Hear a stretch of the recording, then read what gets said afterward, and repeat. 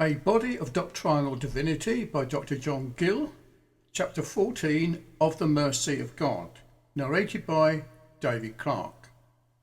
The mercy of God differs in some respect both from the love and grace of God, from the love of God in its objects and the order of operation.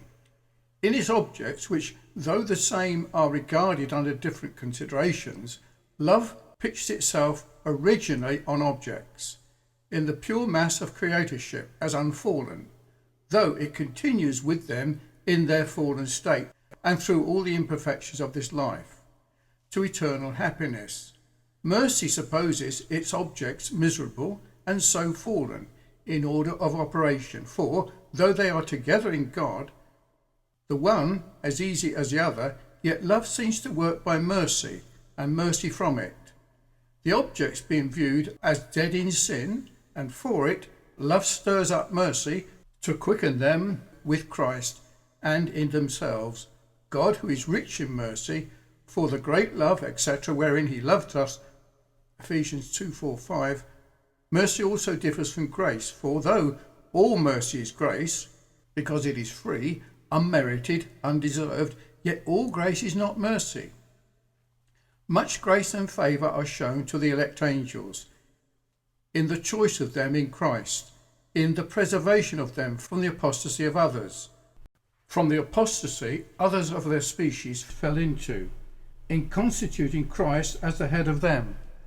In constituting Christ the head of them, by whose grace they are confirmed in that state in which they are created, and in their being indulged with the presence of God and communion with him, they always beholding his face in heaven, all which is abundant grace, not mercy, since they never were miserable, and so not objects of mercy. The things to be considered respecting this attribute are: 1. The properties of it, which will lead more clearly into its nature and the knowledge of it. 1. Mercy is natural and essential to God.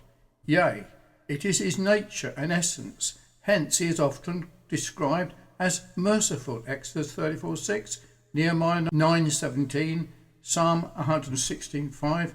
Indeed, it is not to be considered as a passion or affection in God, as it is in men, attended with grief and sorrow, with anguish and anxiety of mind for the party in misery, which become the more vehement the nearer the relation is, and the stronger the love and affection is brought to the objects.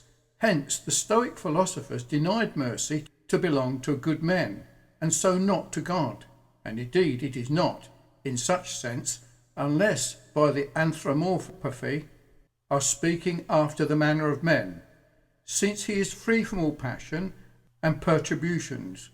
The Latin word misericordiae signifies, as one observes, having another's mercy at heart, but not the miserable heart, or one made so by the misery of another, especially as applied to God, with whom it is no other than a propensity of his will to help persons in distress, whether in a temporal or spiritual way, and this is as essential to him as his goodness, of which it is a branch. And therefore, as God is essentially, originally, independently and underivably good, so is he in like manner merciful.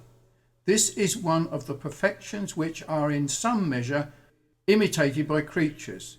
Be ye merciful, as your Father is merciful, Luke 6:36. The Sakine